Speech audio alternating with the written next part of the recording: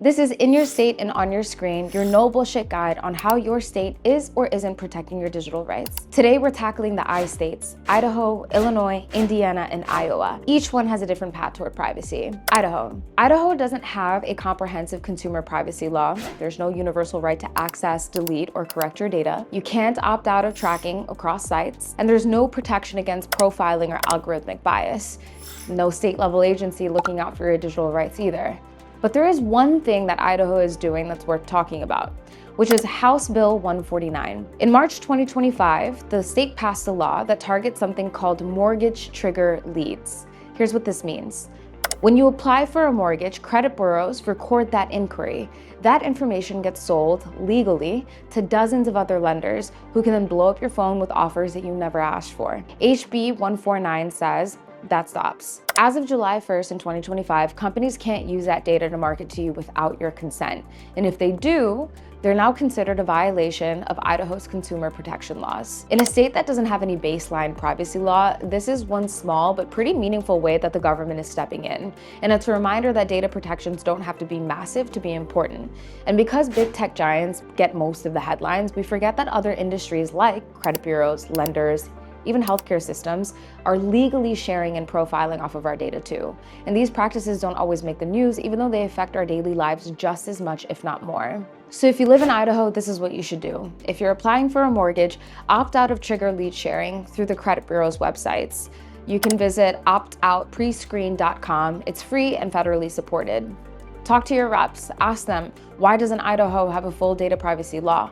Push for legislation that gives you rights to access, delete, and control your personal data, and not just in one narrow case. Okay, next up, Illinois. Illinois' consumer data protection journey started way back in 2008 when it passed the Biometric Information Privacy Act, better known as BIPA. It was the first law in the country to say you can't just collect someone's face, fingerprint, or voice without telling them and getting their consent. So if a company violated that, people could sue directly. That's huge. It didn't rely on government regulators. It gave the power right to the people, and they used it. Lawsuits started popping up all over the state. They were against employers using fingerprint time clocks without consent, against retailers using facial recognition at self-checkout. But in 2024, because companies were getting slammed with lawsuits, Governor Pritzker and lawmakers faced heavy pressure to change that law. Courts were ruling that every single scan, every time an employee clocked in with a fingerprint or a customer's face got scanned, counted as a separate violation under BIPA. That meant penalties could stack into tens or even hundreds of millions of dollars for one company. Lawmakers call that annihilative liability because it could financially wipe out a business for repeated scans of the same person. Interestingly enough, around that same time, the governor signed an executive order blocking the federal government from accessing autism-related data. It came from growing national concern over surveillance and how state databases, including education and healthcare, got shared up the chain. But Illinois was not done yet. There is a new bill on the table, SB 52, the Privacy Rights Act, that would expand protections way beyond biometrics. It gives Illinois residents the right to access their personal data, correct it if it's wrong, delete it if they want out, and say no to targeted ads, profiling, or data sales. So if you live in Illinois, here's what you can do right now. Know your biometric rights. If your job, school, or app is scanning you, ask, did I consent to this? Was I told? Push for broader protections. Support SB 52. It's how we move from one category of data to full agency over it.